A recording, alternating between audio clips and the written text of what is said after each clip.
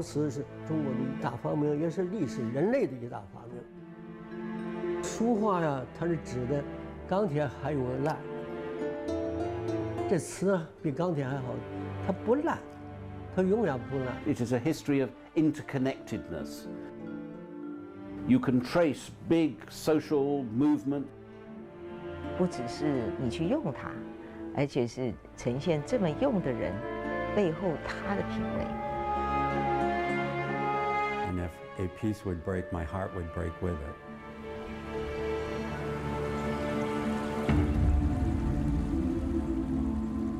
中文里面哈有3个字啊，就进入了英文。比如说，茶是我们苏区的，替我们的衣料就是那个丝了，英文叫 silk， 再下来就是 China， 就是这个词了，已经规划成为西方的语言一部分。So broken glass, you melt down and make new glass. Textiles rot away, or you mash them up, turn them into paper. Almost every other material destroys itself or is turned into something else as it goes on. Only pottery is there and stays there.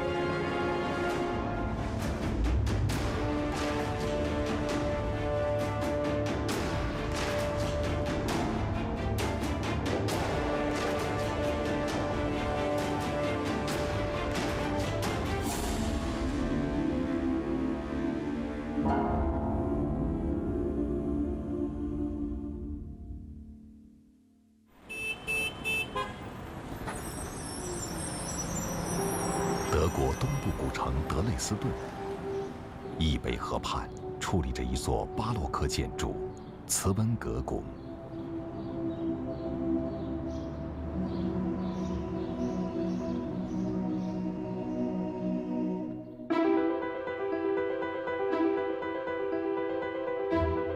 300年前，一位萨克森君主在这座富丽堂皇的王宫中，正被一种热度折磨得坐卧不宁。17、18世纪，一种被称为白金的器物，令许多欧洲宫廷传染一般，高烧不退。它虽非今天人们熟知的铂金，但那神秘的光芒同样令人如痴如醉，欲罢不能。它就是瓷。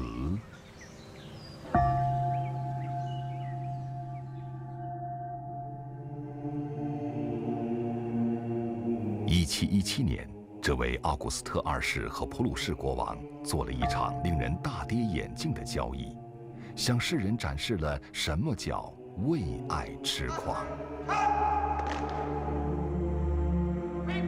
他用600名全副武装的龙骑兵，这曾经为他建功立业的精锐部队，交换151件康熙年制的瓷器。尽管他们当时并非古董，但一件中国瓷器仍然价值4位壮士，果然是白色黄金。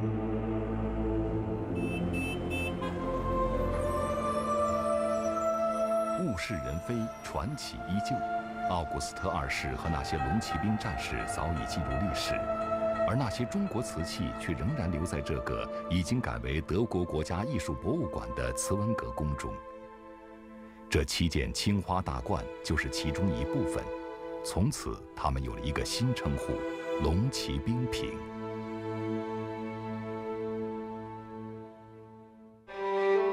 其实，早在1200多年前的唐代，瓷器这晶莹剔透、温润如玉的器物，虽然静若处子，就已经掀动了渴望的狂潮。为了它，人们在大漠孤烟中风餐露宿，在惊涛骇浪里九死一生。沙海中的断壁残垣，汪洋下的沉船碎片，从未淹没人们对它的热烈。于是，一篇洋洋洒洒的中外贸易史和文明交响曲，在瓷器高低错落的叮咚作响中回荡天穹。直到300年前，仍然愈演愈烈，终于约定俗成地把中国国名 China 引申为瓷器的名称。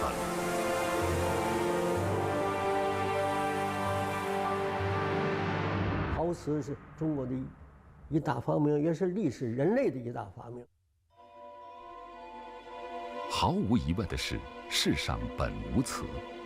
尽管如今瓷器已经物美价廉、触手可及，但自从它1800年前瓜熟蒂落，到300年前欧洲研制出第一件硬质瓷，瓷器制造作为中国的独门绝技，一直延续了上千年，流传范围仅限于周边几个国家。在没有专利保护的古代，这的确有些匪夷所思。瓷器到底从何而来，又前往何处？此路漫漫，它真的那样高深莫测吗？在这个科学史上面是一个很大的妖精，那是中国固有的这个工艺。Was a secret. You know, the Chinese knew that they had a product that was valuable. 在汉语中，常把瓷与陶合为一类，统称陶瓷。瓷又可分解为瓷瓦，瓦是陶器，瓷源于陶。宋代司马光称瓷器为陶器之监制者。因此，要找到瓷器的源头，首先要探究陶器的出处。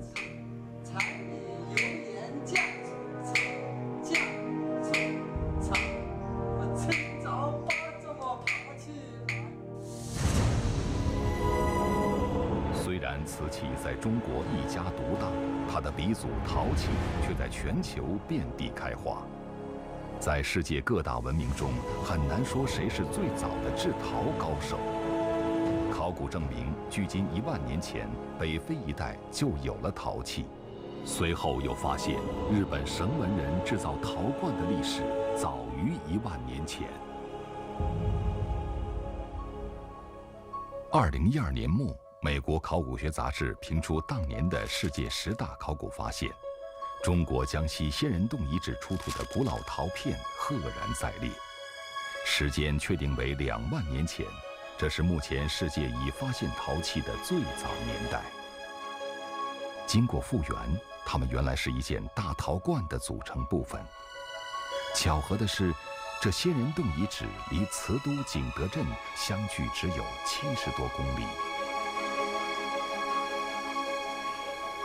在旧石器时代，早期人类可以把天然石料、植物或兽骨简单加工成可资利用的容器，但它们使用起来既不方便，也很难用火加热。对于已经学会用火的人类来说，火可以照亮黑暗，驱散寒冷，吓退野兽。但最重要的是使人类改变了茹毛饮血的旧习，走上吃熟食的健康之路，寿命得以延长，血脉得以传承。因此，人们迫切需要一种可以用来加工熟食的器皿。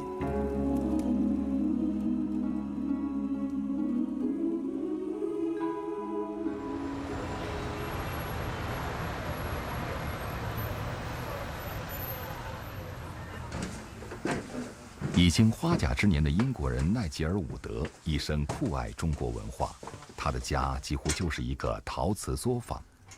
不过伍德并非普通的手艺人，他是国际知名的陶瓷学者。对于陶瓷的起源，他同样充满好奇。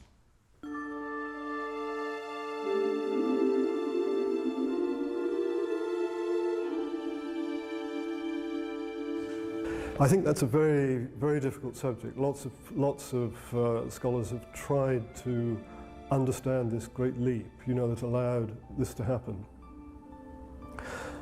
Some people think that if clay were used inside a basket to make it waterproof and it were put on a fire, then you would end up with a ceramic vessel. A lot of questions still on the very beginnings of fired vessels. 中国史籍中把陶器的发明归功于炎黄2帝。传说有一位宁丰人为了吃鱼，用泥巴裹满鱼身入火烧烤，没想到有急事离开，返回时鱼已烧焦，但裹在鱼身上的泥巴却变成硬壳，盛水不漏。细心的宁疯子受到启发，重复为之。经过长时间火烧，一件土陶容器就此诞生。于是皇帝大喜，任命宁疯子为烧陶官。显然，这传说比江西仙人洞发现的陶罐至少晚了上万年，但它传达的陶器发明过程却有相当的代表性，其意义不亚于牛顿的苹果。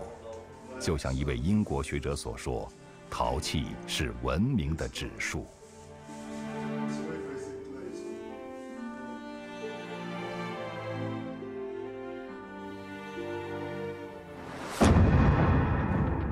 既然这样，陶器就绝非某一地区或某一部族的专属品。越来越多的考古证明，虽然时间有先后，但世界各种古老文化中几乎都有陶器的影子。问题是，它们之间是否存在师徒般的传承关系？发明陶器的偶然性会在世界各个角落不断的复制吗？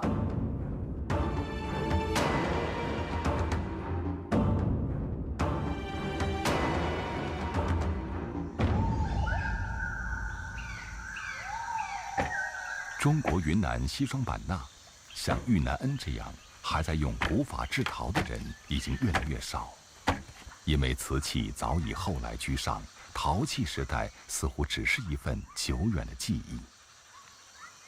但对玉南恩而言，由于丈夫早逝，她不得不依靠唯一的手艺维持生计。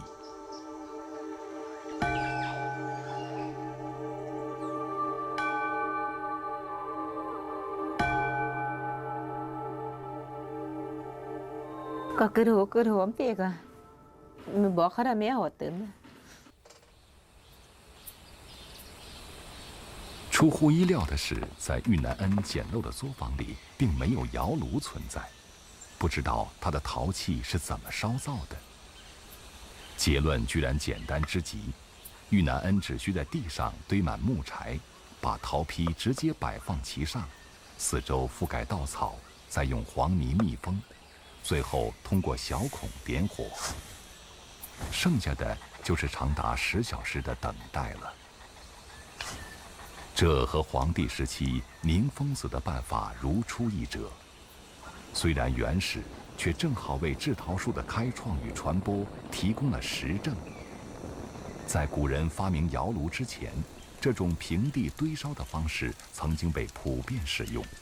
它在一定程度上已经具备了保温和恒温功能。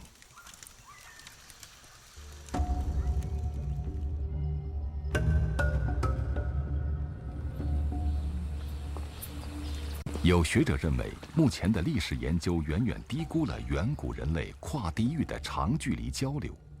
各大文明中几乎都存在的这种尖底陶瓶就是依据。它的外形令人费解。底部尖尖，用意何在？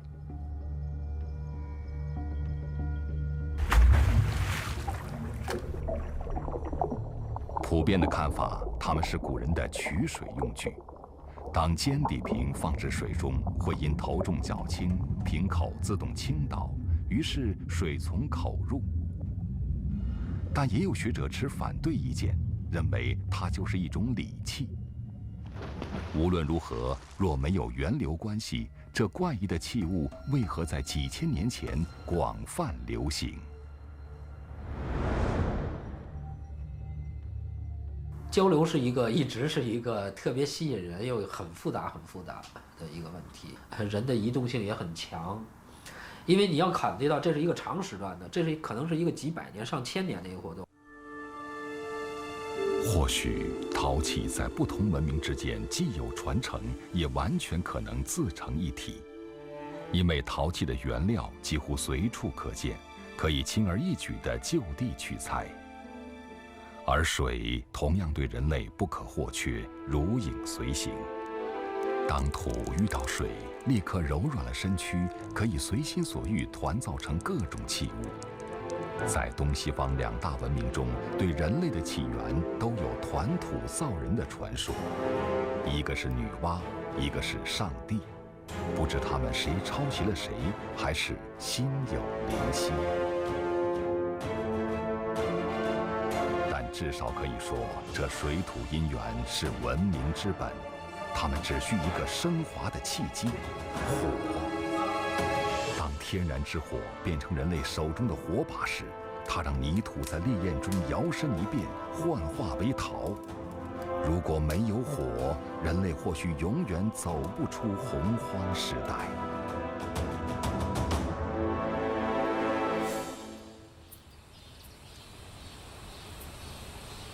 火对陶器的作用体现在温度上。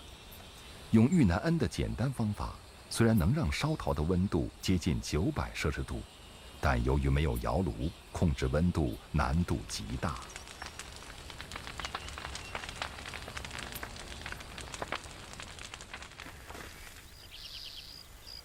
经过一整夜，遇难恩的陶器终于见分晓了。此时黄泥外壳已经被烧焦坍塌，里面的陶器由于受热不均，有的在高温下破碎，有的却尚未烧透，颜色也深浅不一。这正是原始陶器存在的普遍现象。而遇难恩的孩子们干脆放弃这份遗产，去橡胶林工作了。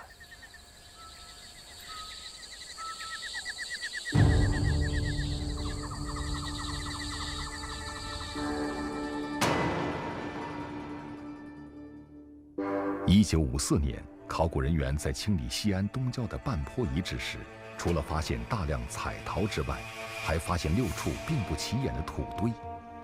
经过考证，它们正是半坡人烧陶的窑址，也是新石器时代最早的窑址之一。由于它把燃烧室与烧成室分开设置，火焰虽然不直接接触陶坯，但窑室密封性更好，不仅可以保证900摄氏度以上的窑温，而且温度分布均匀。就是说，6000年前半坡人的制陶技术已经高于今天的遇难恩，他们早已意识到温度对陶器质量的重要性。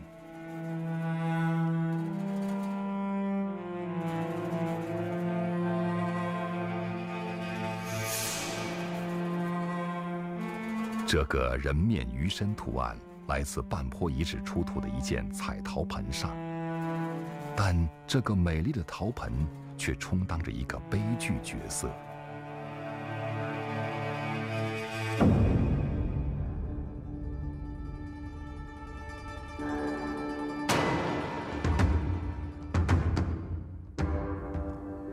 夭折的孩子被放进陶瓮棺中，他作为瓮盖盖上的一瞬，孩子便与他的父母阴阳永隔。斗转星移，唯有这件精美的鱼纹盆还传递着远古的哀伤。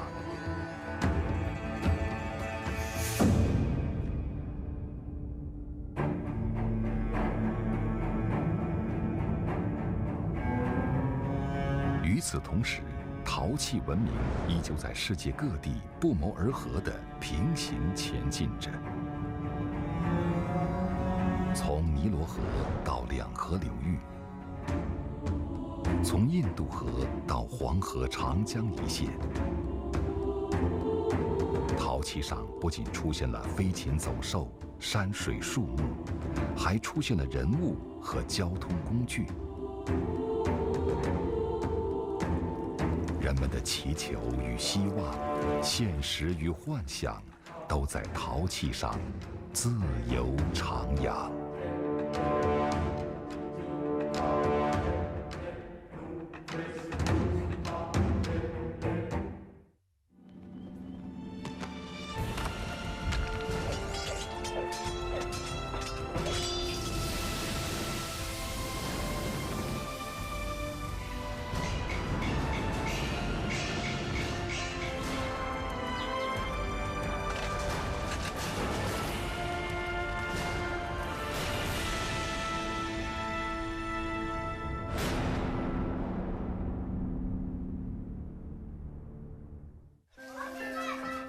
握笔，向斜下方慢慢的提起。这里面人做人要正，字要写规矩了。对，慢点儿。真好。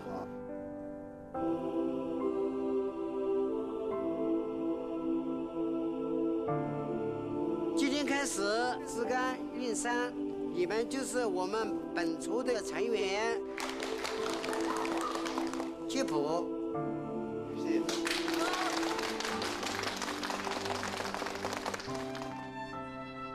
Rachel, how do we say this in English?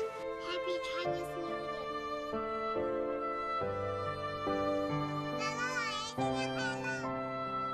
你都100多天了，运气好吗？还没呢。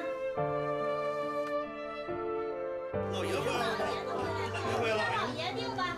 这命起的还不少呀，这就定下来。我给孙子起个最后这名叫耀耀。嘿呀，孩子乐了，你看喜欢这名字，这名好，这名字好。叫耀耀了，咱们全家喜气洋洋啊！喜气洋洋。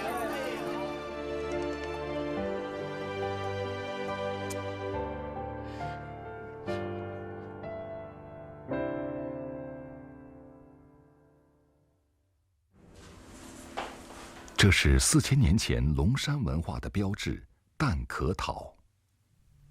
这件高脚杯胎壁最厚处也在1毫米之内，最薄处不足0.2毫米，的确薄如蛋壳。而且由于使用细泥原料，经过木炭烟熏和磨光处理，使它通体乌黑发亮，被誉为史前陶器的巅峰。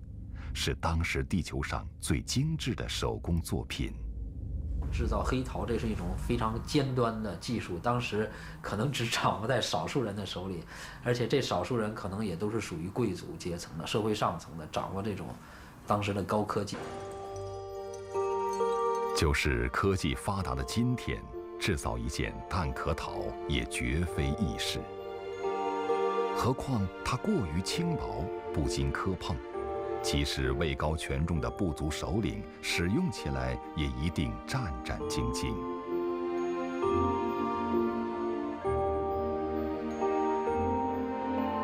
古人为何不吝成本做如此费力不讨好的事？结论似乎是唯一的，它本来就不是日常用具，而是在重大礼仪中表示地位与尊崇的礼器。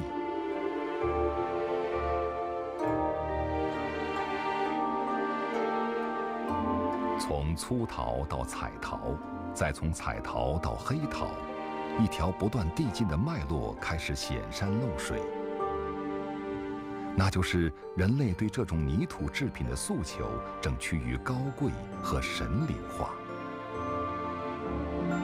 蛋壳陶甚至已经十分接近瓷器的特性，坚硬细密，轻盈亮丽。或许正是这种不懈的追求，才使瓷器水到渠成。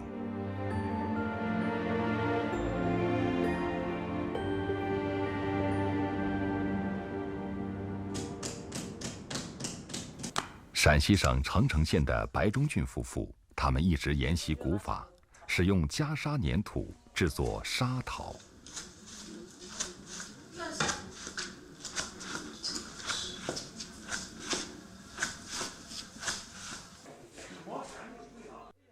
然而，这种低温烧造却导致沙陶胎体布满大量细小缝隙，不仅疏松易碎，而且水入其中不久就渗漏出来。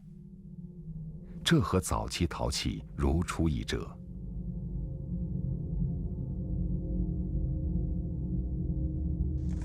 虽然工艺原始，卖价很低，白中俊却不愿放弃。这活儿再辛苦，也是祖上的薪火相传，如同父与子的宿命，永远都难以改变。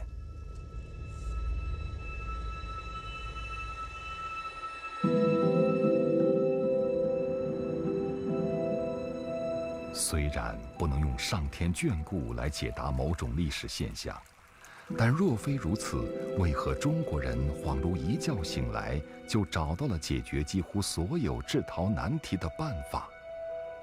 这听起来有些不可思议，但事实偏偏如此。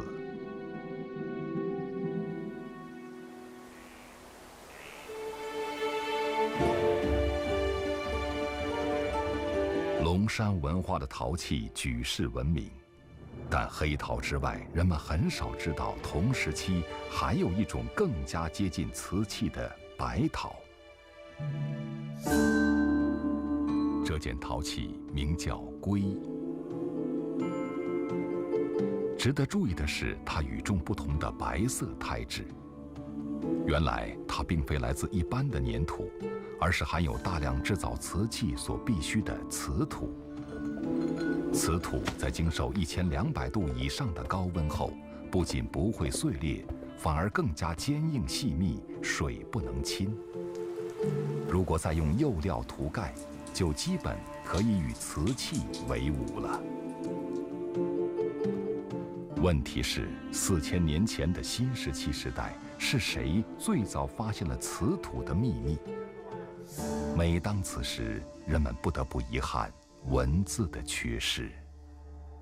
History of interconnectedness, that particularly when you come into the historic period, you can trace big social movements, you can make connections.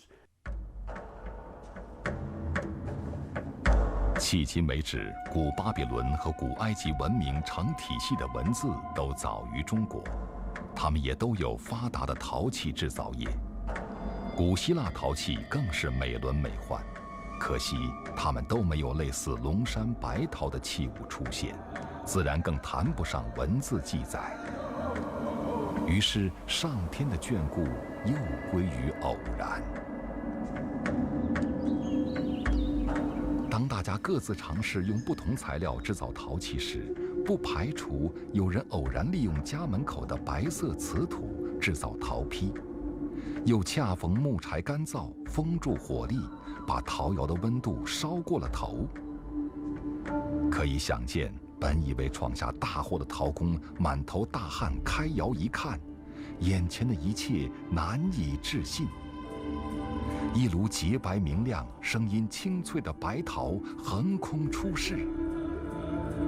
尽管他并不知道这是瓷器诞生的一抹曙光。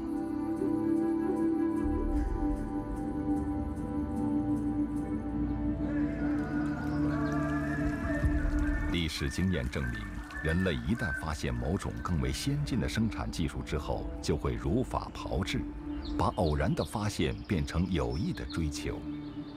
于是，瓷土和高温技术越来越多地被用到陶器制作上。但白陶毕竟还是陶器，和后世的瓷器相比，其外表还不见釉料的存在。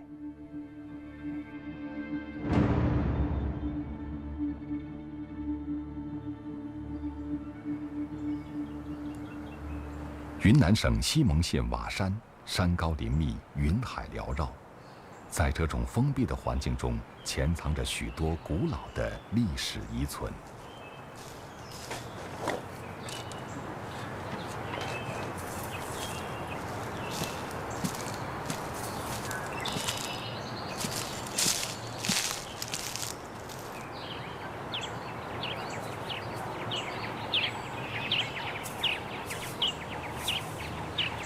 翁嘎科村地处瓦山深处，有不少人曾经像埃及一样靠打猎为生。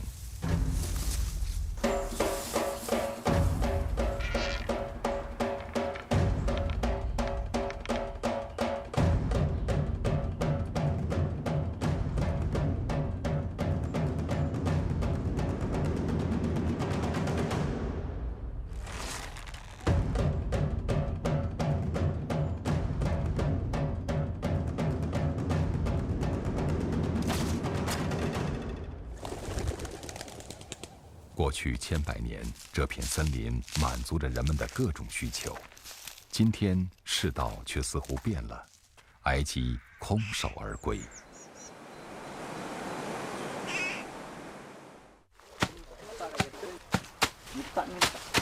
埃布劳决定重新捡起父亲的手艺制陶，因为一位山外来的人高价收购了父亲生前烧造的这件佤族土陶。他对这件表面覆盖涂料的陶器情有独钟。在埃布劳看来，陶器生意比打猎赚钱多了。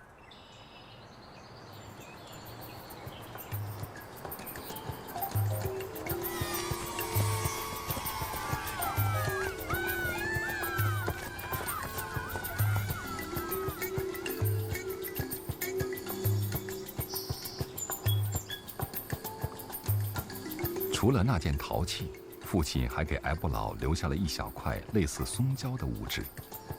佤族土陶能够散发出类似釉料的光亮，秘密全在于此。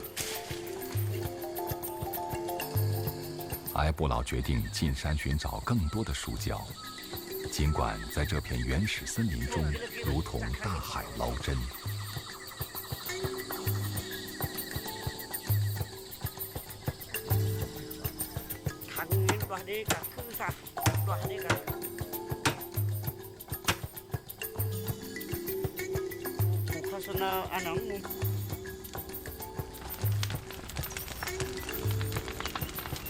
陶器出炉后，埃布劳趁热把树胶涂抹在陶器表面，等它渗入内部，既可以增加强度，又能防止渗漏。但奇怪的是，树胶并没有让它的陶器表面光鲜起来。或许他还没有全面掌握父亲的秘诀。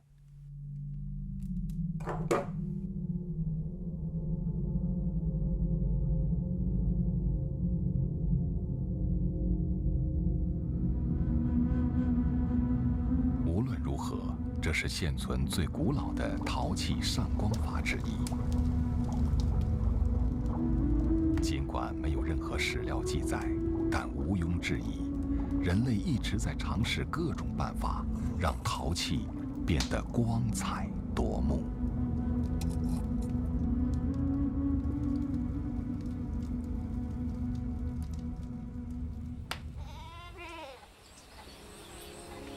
陕西省澄城县窑头村，村外这山羊的乐园中散落着100余座古窑废墟。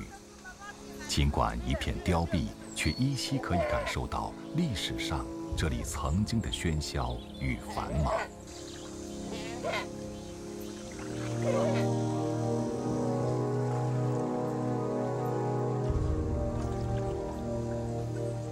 如今只有周铁怀夫妇还在与荒山为伴，与陶瓷为伍。因为行动不便的身体牢牢拴住了他们。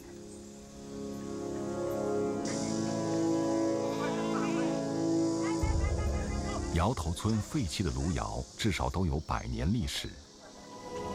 这是一座清朝道光年间的老窑，在它拐弯处的窑壁上，一眼望去，仿佛挂着一幅山水画卷。或许几千年之前，窑工们也曾看到过同样的景象。它表面光滑，就像挂着一层闪闪发亮的汗珠，于是得名窑汗。它是窑内燃料燃烧后形成的油渍，经过长期聚集，又在摄氏1200度高温中发生了化学变化后产生的玻璃状物体。这窑里的窑火，里头上的成年的炉上烧的时间长了，有些咱跟咱做饭一样，水蒸气说蒸馏水，它在上头去了，后来它掉下来，落下来，这到了表面，形成明亮的，它形成跟咱肉皮一样，把那陶本身加了一层保护层。久而久之，窑内的这种现象很可能激发了古人的灵感，特意追求这种让陶器外观熠熠生辉的效果，由此釉料诞生了。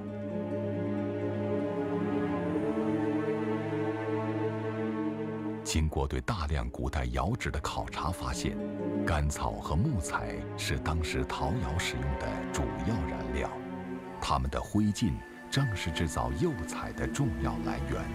所谓无灰不成釉。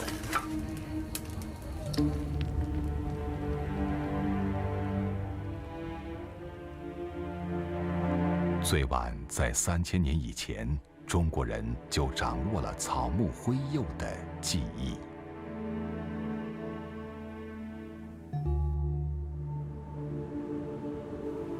无可否认，中国并不是世界上最早使用釉料技术的国家。早在4000年前，古埃及神殿中就已经出现釉料痕迹。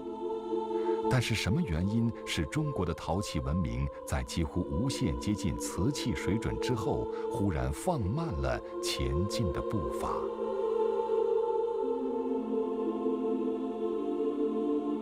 礼器赋予了陶器灵魂，也推动它快速发展。但中国从夏商以后，陶器渐渐退出了明堂神殿，它的光芒逐步被另一种器物所掩盖。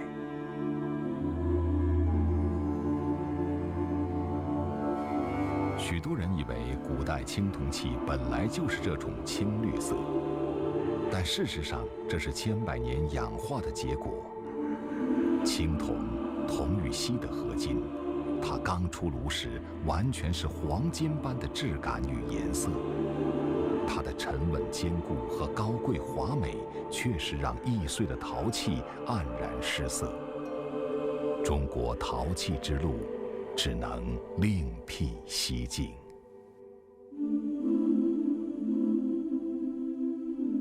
考古证明，商代时用瓷土做胎并高温烧造的白陶变得更加成熟，而釉料的出现更使陶器逐渐摆脱了本色的土气，披上亮丽的外衣。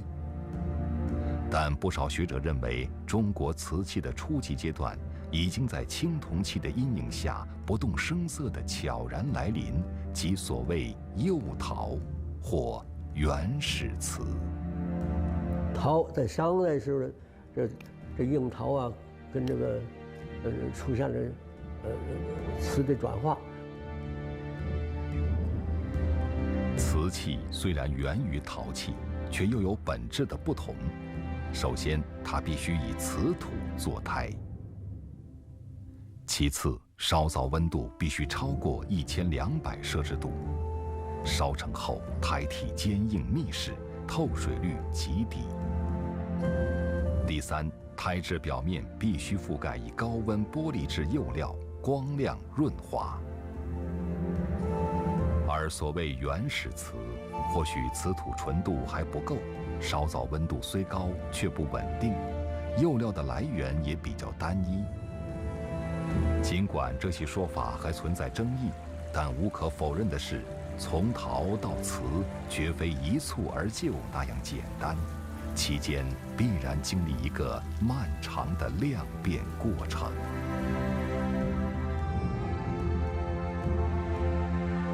在世界其他古老文明中，虽然浩瀚的陶器空间逍遥驰骋了上万年，却一直没有升华到瓷器的至高境界。一步之遥，咫尺天涯。相比之下，中华文明是幸运的，面朝黄土背朝天，厚重的农耕文化为它提供了生生不息的创造源泉。但即便如此，从原始瓷到成熟的瓷器，中间也过渡了1000多年。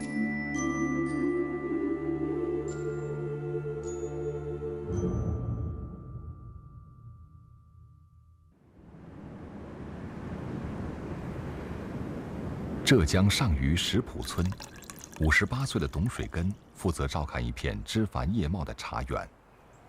浙江出名茶，适宜的地理气候功不可没，但老董却说，是因为这里的好茶具，茶树才会努力地生长。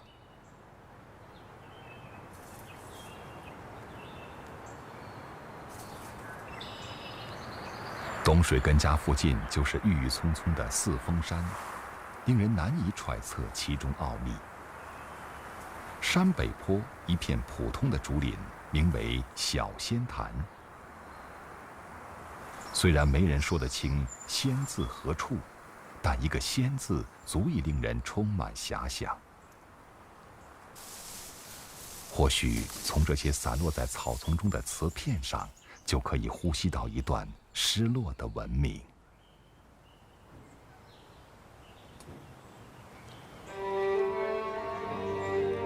上世纪70年代，终于有人弯下了腰，从这早已被遗忘的荒窑碎瓷中捡拾几片残留的记忆。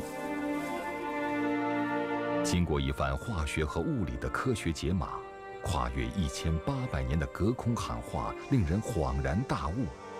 这些粉身碎骨的瓷片，足以拼接成一座令人仰望的纪念碑。它们材质坚实，滴水不漏，釉彩厚重，声如金石，和现代瓷器相差无几。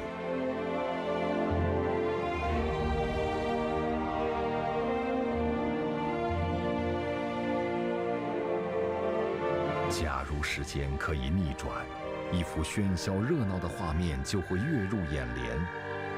东汉时代，这里窑火旺盛，烟气蒸腾。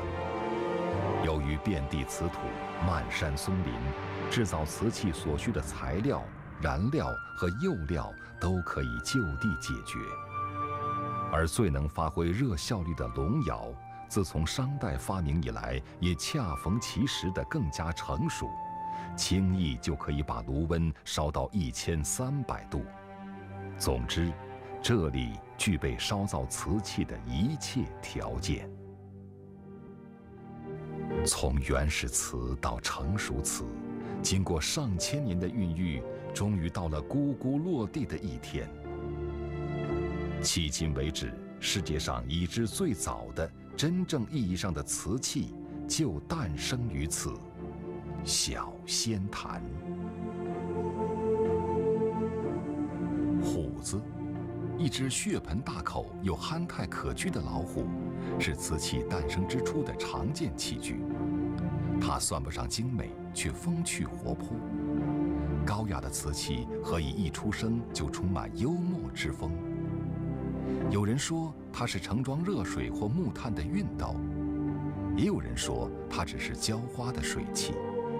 更有人说它是古代男子专用的夜壶，虽然无从定论，但都是床前屋后之用。瓷器为何没有走礼器的老路，而如此亲民朴实？同时代的其他瓷器，如这件三足尊，与微缩的猪舍，也大多异曲同工。这件青瓷堆塑罐，亭台楼阁、仙人佛祖，还有大量飞禽走兽，不仅栩栩如生，还有一份信马由缰的快意。或许从三国到魏晋南北朝，300多年缺少大一统的中央集权，文人雅士们也往往寄情山水，陶醉于放浪形骸的魏晋之风。瓷器于是更有了自由发展的空间。为什么瓷器在中国这个文化里面是不可少的？因为它不只是你去用它，而且是呈现这么用的人背后他的品味。其实自汉代以后，虽然重视礼教的儒学已经成为中国一脉相承的统治思想，但青铜器早已被铁器取代，一种器物独霸天下的单一时代，将被多种元素交相辉映的局面所替代。瓷器从陶器时代华丽转身，但它的角色将随着不同时代的特征衍生出千姿百态的面貌，这也正是它生命力的所在。董水根认为，本地的好茶源于本地的好茶具，因为他明白瓷器与需求相伴相生的关系，有需求才有发展。小仙坛作为成熟瓷器的诞生地之一，为日后越窑青瓷的辉煌奠定了基础。就在中国瓷器脱颖而出的同时，欧亚大陆西端的罗马帝国已经由盛转衰，玛雅文明却在美洲走向繁盛，而阿拉伯世界正掀起信仰的狂澜。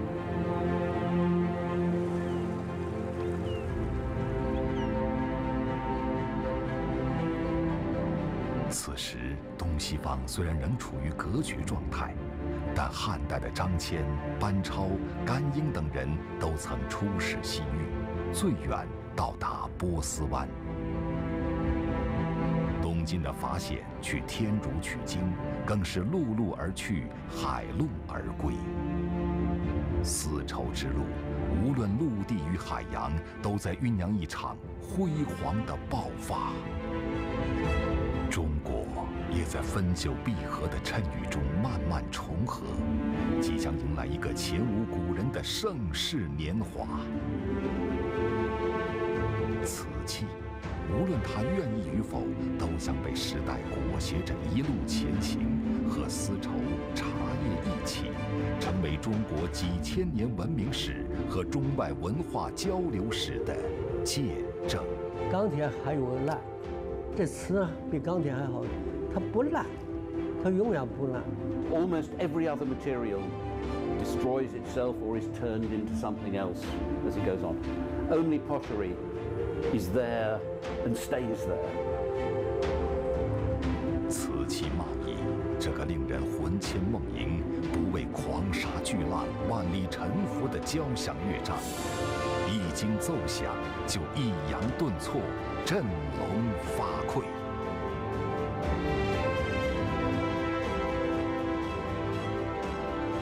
在瓷器出现之前，陶器在世界几乎所有文明中存在了将近2万年。